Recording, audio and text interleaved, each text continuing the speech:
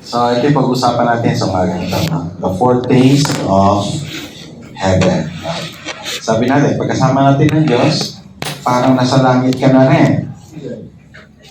Pero, nandito pa tayo sa lupa. So, hindi pa perfecto, no? Pag nanood tayo ng TV at nanood tayo ng balita, laging bad news, no? Parang 90% ng ating balita ay bad news. Pagtaas ng gasolina, bullying, corruption, pagpatay, pag-hold up. So, bad news. Pero we have God, right? Can you say amen to that? Pero dito pa tayo sa lupa. That's why, hindi pa perfecto. We still experience mga hindi magandang karanasan, di ba? Pero, ipinapatikim na rin ng Panginoon anong ibig sabihin ng langit. When Jesus came here, yan ang kanyang pinopromote. Jesus promotes heaven. Jesus promotes His kingdom. The King and His kingdom. Can you say amen to that? Amen. Ang kanyang ipinopromote yung kanyang paghahari. Na maghari ang kanyang shalom dito sa lupa. Okay? At yun din yung bahagi ng kanyang panalangin. Let your kingdom come. Your will be done. Hindi ng desire ng Lord. Ang kanyang kaharian doon sa langit, maghari dito sa lupa. Diba? Maghari ka rito gaya ng sa langit. Pero, ganun pa man, naranasan rin ng bawat Kristiyano ang paghahari ng Diyos. Imagine a day without God. Sabi ganun. If without God, sa buong isang linggo, yung Sunday mo magiging sin day. Kaya yung Monday mo magiging morn day. Kaya, pagdating ng Tuesday, magiging Thursday at naging Wednesday, naging Thursday. Kaya pag Friday na, Friday na. At yung Sabbath mo, yung rest mo, Saturday. 7 day without God makes 1 week. Mahirap, wala ang Diyos. Kailangan natin ng Diyos. Maganda yung song kanina, Diyos ka sa amin, right? Mahalagang mayroong Diyos sa buhay. Life on earth with God is a foretaste of heaven. Because without God, life is scary. Without God, life is lonely. Without God, life is hopeless. Without God, life is meaningless. Pero with God, my life is complete. Can you say amen to that? Amen. Kasama natin ang Diyos, naranasan natin ang ibig sabihin niya ng kanyang paghahari. Ngayon, ang tanong, ang Diyos ba ay Diyos lang sa Biblia o siya ay isang Diyos din ng karanasan sa bawat araw? Sino ba ang Diyos natin? Ang Diyos ba natin ay pinabasa lang sa Biblia, pinag-aaralan lang sa Bible study, o siya isang Diyos na nararanasan? And then, let's learn how God worked mightily in the lives of the early disciples of Jesus. No? Tingnan natin yung kanilang buhay. Paano ang Diyos gumagawa sa kanilang buhay? Sa Acts 9:32 to 43, itong ating mabasa. Okay? Samahan niyo ako sa pagbasa. Let's read together. In New Living Translation. Sige, sabay-sabay po. Meanwhile, Peter traveled from place to place, and he came down to visit the believers in the town of Lydda. There he met a man named Aeneas, who was being paralyzed and bedridden for 8 years. Peter said to him, Aeneas, Jesus Christ heals you. Get up and roll up your sleeping mat. And he was healed instantly. Then the whole population of Judah and Sharon saw Aeneas walking around, and they turned to the Lord.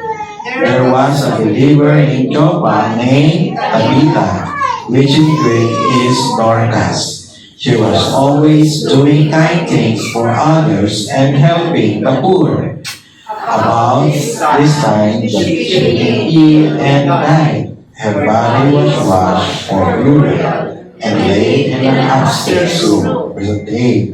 But the believers had heard that Peter was nearby at Lydda, so they sent 2 men to beg him, please come as soon as possible. 39. So Peter returned with them, and as soon as he arrived, they took him to the upstairs room. The room was filled with widows who were weeping and showing him the coats and other clothes Dorcas had made for them. But Peter asked them all to leave the room. Then he knelt and prayed. Turning to the body, he said, Get up, Tabitha. And she opened her eyes. When she saw Peter, she sat down. He gave her his hand and helped her up. Then he called in the widows and all the believers, and he presented her to them alive. 42. The news spread through the whole town, and many believed in the Lord. And Peter stayed a long time in Joppa, living with Simon, a tanner of hides. Okay? If we will just live out God's mission each day, we will also experience His presence, His mighty presence, working in us and through us. Can we say amen to that? Kung katulad ng mga unang apostol, unang mga alagad, ipapamuhay natin sa bawat araw ang paghahari ng Diyos, pamuhay natin ang misyon ng Diyos, mararanasan natin ang kanyang makapangyarihang presensya na gumagawa sa atin at sa pamamagitan natin. Sa ating kwento, makita natin, God powerfully works through the church. Napag-aralan na natin yan. Ang Diyos ay gumagawa na may kapangyarihan sa pamamagitan ng kanyang iglesia. The church. Tayo yun. Nararanasan ng church ang Diyos. The church ay hindi lang nag-aaral ng Biblia. Ang church ay nakakaranas kung sino ang Diyos. Can you say amen to that? Napakaraming patotoo kung paano ang Diyos ay patuloy na gumagawa, kumikilos sa kanyang iglesia. Yung 3 taon, pag-ministeryo ni Jesus, Jesus' 3-year earthly ministry was filled with miraculous works, and because of that, napopromote, na-advance, yung balita tungkol sa kanyang kaharian. Tama, yung ginawa ni Jesus. At ito yung nabanggit nga dun sa Revelation 21 verse 4. And basahin nga natin ang sabay-sabay. He will wipe every tear from their eyes, and there will be no more death, or sorrow, or crying, or pain. All these things are gone forever. Doon sa Revelation, binanggit, ano ba ang itsura ng kaharian ng Diyos? Ano ba ang kaharian ng Diyos? Kapag ang Diyos ba ay naghahari na, ano ba ang kalagayan?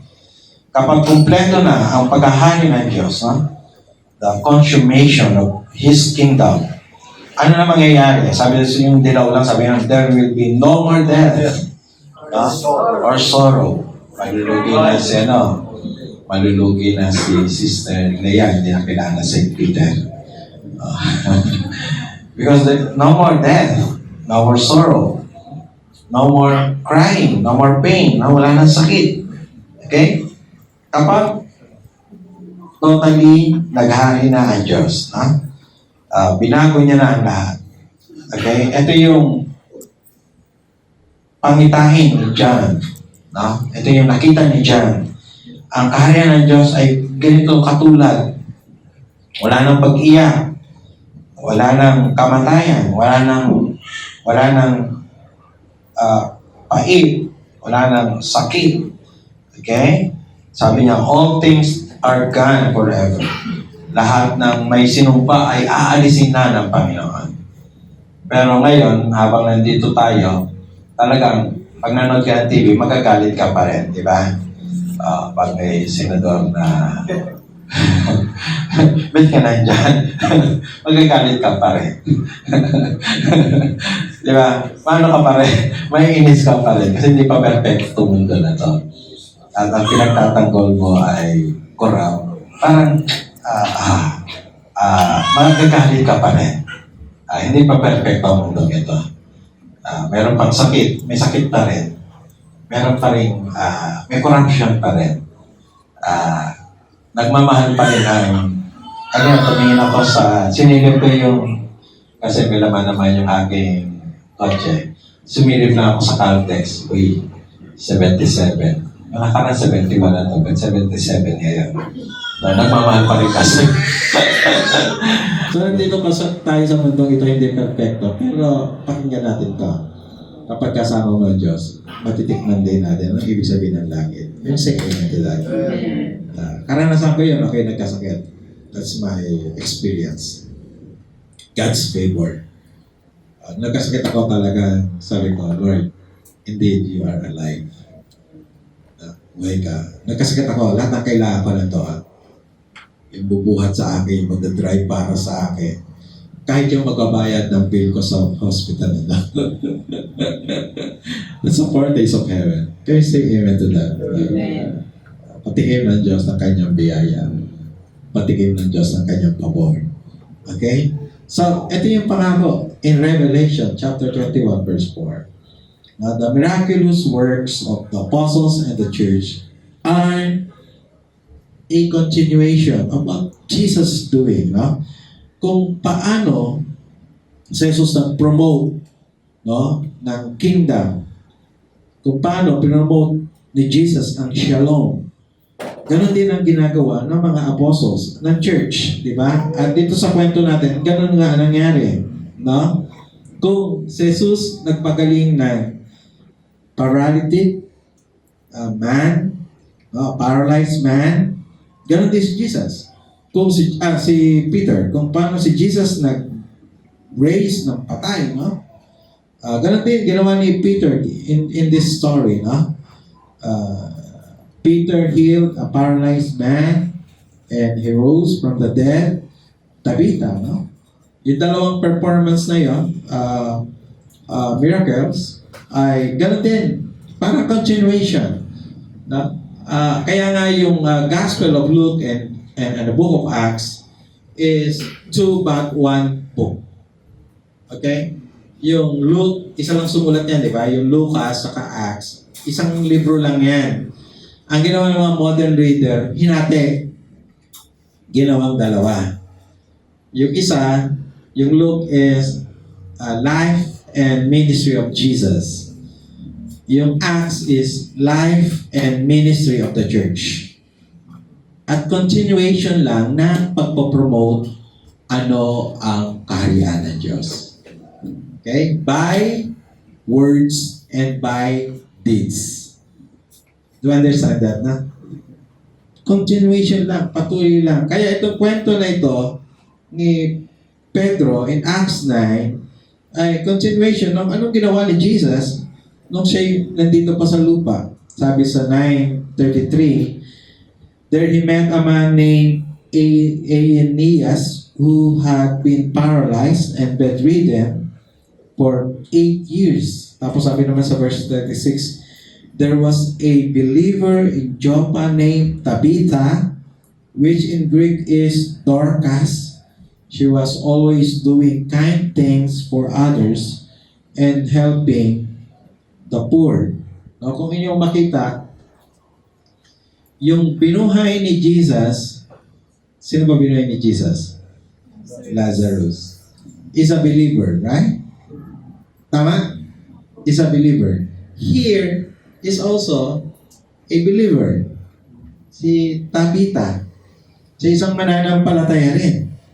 Na ibig sabihin, talagang katibayan na ang isang mananampalataya is also overcomer of death. May buhay na wala hanggan para sa mga mananampalataya. Di po ba? The same thing. The same scenario. The same situation. Kung anong ginawa ni Jesus na siya'y buhay pa at ginagawa ng iglesia, no? Ganun din dito sa Acts, no? Sabi sa verse 37, about this time she became ill and died. Her body was washed for burial and laid in an upstairs room. No? The same story. Kaya, number 2, God powerfully works for His mission. No? May dahilan, may purpose. Bakit ginagawa? And nabanggit ko na pinopromote nila ang hari at ang kanyang paghahari. Okay? At ang Kristiyano, ganun din dapat. Hindi naman kailangan tayong bumuhay ng patay. Kung paintulutan ng Panginoon, bakit hindi? Pero this life, na ito mismo, ang buhay na ito, dapat i-promote ang kaharian ng Panginoon. Amen. The way we talk, okay? The way we help others, the way we share the gospel, the way we work, na yung trabaho natin. Sa trabaho natin, pwede natin i-promote ang kaharian ng Diyos. Can you say amen to that? Sa paraan ng pagtatrabaho. Paraan ng pakikitungo sa ating mga kasama sa bahay, sa ating mga mahal sa buhay. Hello? Hello? Ano ba pinopromote ng kaharian? Pag-ibig. Ipakita mo pag-ibig sa salita at sa gawa. Tama po ba? Katabi yung sweetheart niya, sabihin mo, I love you. Ay, yung malayo, flying kiss na lang. Fake flying kiss ka na lang. Ay, wala, binantaan ni Tinda. Di ba? Ibig sabihin, that's how we promote His kingdom. Kung paano pinopromote ni Jesus, also the church should promote the kingdom. Can you say amen to that? And because of that, eto paano matitikman, ano ibig sabihin ng kaharian ng Diyos? Ano ibig sabihin ng langit na pangako ng Panginoon? In the modern church history, many televangelists, no? Mga nakaraan, no? Sila Jim Swaggart, sino pa itong isa? Yung jacket lang, tumutumba ng mga tao. Benny Hinn. Sila ay nagpapakita ng parang mga miracles, pero ang totoo, hindi yun para sa kaharian ng Diyos. Yan ay for, ang tawag ko nga doon, para sa sarili. Me mystery, para sa sarili. At para sa pera. Money.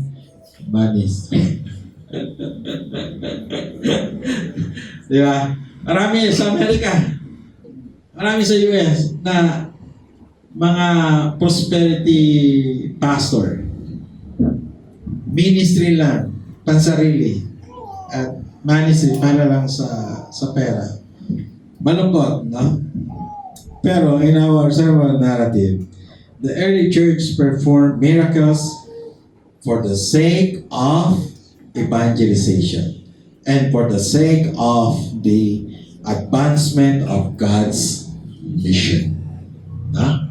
Bakit may mga himala noon? Para isulong ang kaharian ng Diyos. Para lalo pang may pahayag, may promote ang paghahari ng Diyos. The healing of Aeneas and the raising of Tabitha were both instruments. No? Ano lang yan? Illustrations. Real life illustrations. No? Yung kanilang kagalingan, yun ay illustrations ginamit para marami ang kumilala sa Panginoon. Na marami ang makakilala. Kaya ito ang nangyari in verse 35. No? Nung gumaling si Eneas, ito nangyari sa verse 35. And let's read together. So, isabay. Then the whole population of Lydda and Sharon saw Aeneas walking around, and they turned to the Lord. Sila'y kumilala sa Panginoon. Di po ba? Yun ang purpose, no? Purpose ng pagpapagaling ng Panginoon doon para marami ang sumampalataya pa. At ganun din ang nangyari nung gumaling si Tabitha o nabuhay mula sa mga patay, no? Si Tabitha. And let's read verse 40. Sabay-sabay. But Peter asked them all to leave the room. Then he knelt and prayed. Turning to the body, he said, "Get up, Tabitha." And she opened her eyes. When she saw Peter, she sat down. She sat up. And then, verse 42, the news spread through the whole town, and many believed in the Lord. Kita natin yung purpose. Na? Bakit siya gumagawa ng mga himala ng panahon na yun? Para isulong, ipromote ang paghahari ng ating Panginoon. And then, tingnan ninyo nangyari. After that, after Peter performed great miracles, nagstay pa na sa Joppa, naghimala pa ba nang naghimala? Tingnan ninyo. Naghintay na lang siya, ano ipapagawa sa kanya ng Panginoon. At saan siya nagpunta? In verse 43. And let's read together. And Peter stayed a long time in Joppa, living with Simon, a tanner of hides. No? Hindi siya katulad ng mga tele-evangelist na pagkatapos gumawa ng miracles, bibili ng sariling jet. Kasi Kikuloy may sariling jet eh. Bibili ng sariling yate. Magbabakasyon sa isang isla. Hindi. After Peter performed miracles, siya nag-say, stay with Simon.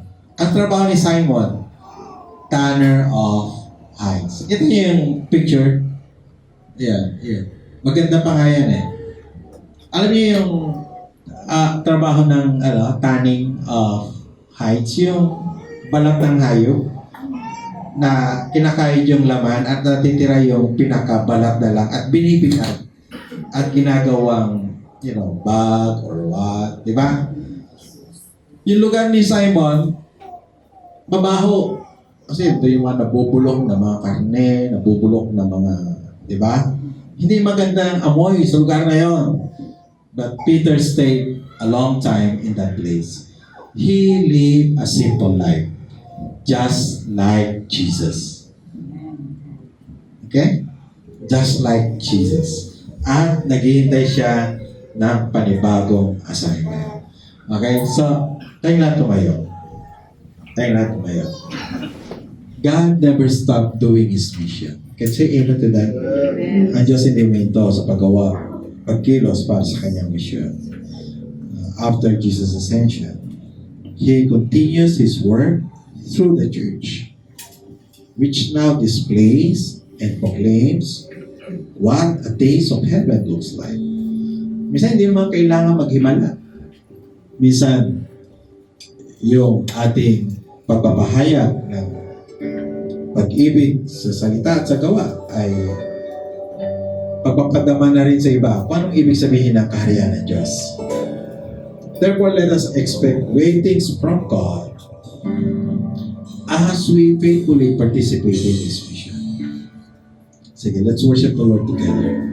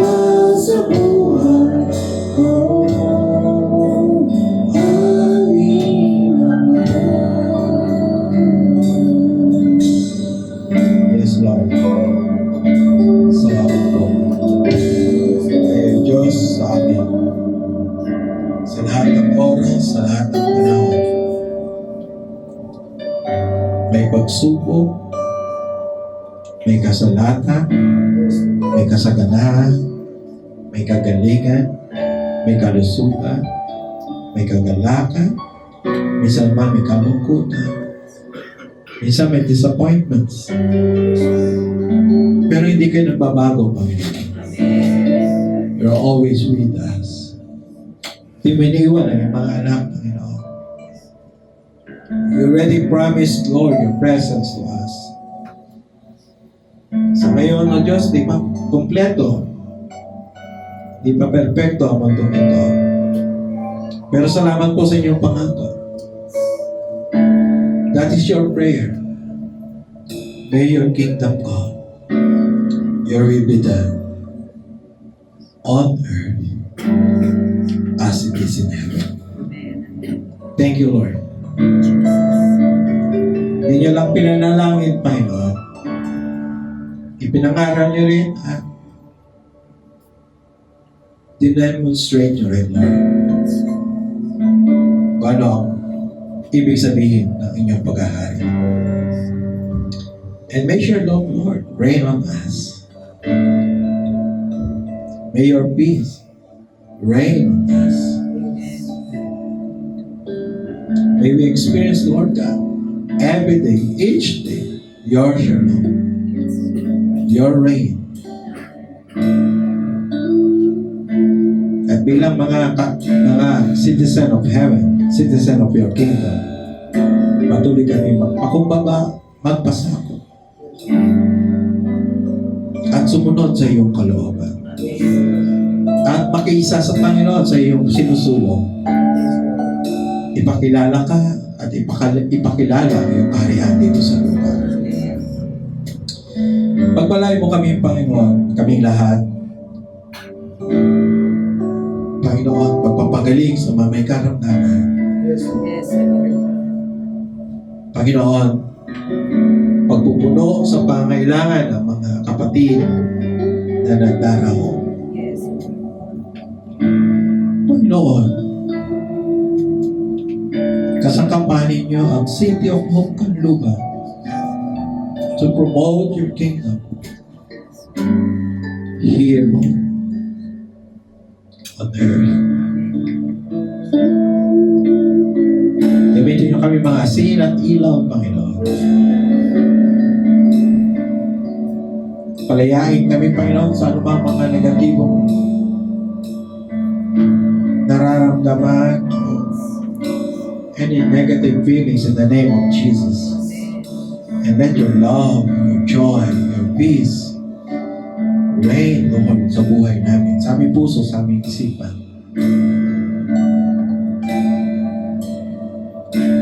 At sa oras ito, Panginoon, aming dalangin ay pagpapala di lang sa mga kapatid na ririto, maging mga kapatid sa ibang bansa. Praying for Jeff, Lord, and Sarah, their protection, provision, health, comfort sa panahon ng homesick sila. Kahit po sila Pao, si Iking doon sa UK, kahit po, Panginoon, sila JJ, si Eileen, sama si Patty, si Baby Andy doon sa Australia. Sinasama na rin po namin sa prayer sila Andrew, kanyang wife, sila Milka, kanyang asawa. Ang anak ni Sister Sotera, Lord, in Perth, Australia. Iyo, Lord God, ang mag-asawang Barberahan sa Greece. Si Christian sa Diego Garcia, Lord, praying for him. Sister Emma, Lord, nasa New Zealand. Also mentioned her in prayer. Kahit po sila Sister Jane Brown sa US. Si Brother Mark sa Toronto, Canada. Praying also, Lord God, sa kapatid ni Fee sa New Zealand. Praying also, Lord, sa iba pang mga kamag-anak sa ibang bansa, Panginoon. Mga kapatid kapatiran namin sa Hong Kong, Panginoon. Sila Sister Mary Ann, sila Bo, sila Jen. Mga kapatiran sa Middle East, Panginoon. Panginoon, salamat po. Salamat dahil you are with us. You are Emmanuel. And you are omnipresent, Lord. Sa lahat ka ng tao. At sa pagkakataong ito, Panginoon, ikaw mo yung mayamang basbas, bendisyon sa amin.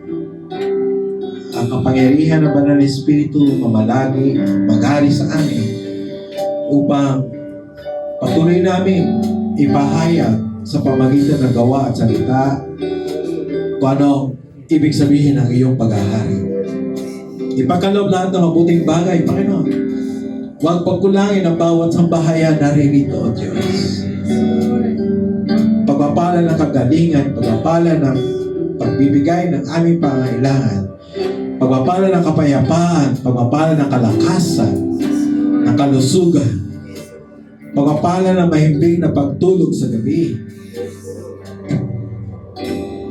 pagpapala ng pag-alis ng anumang mga alalahanin at takot sa buhay. Iparanas ang iyong kalapitan ay yung masaganang pabor sa bawat isa sa amin. Ibabalik lang namin, Panginoon, buong ingat, lahat ng papuri, pagdakila, pagluwalhati sa pangalan ng Ama, ng Anak, at ng Espiritu Santo. Amen.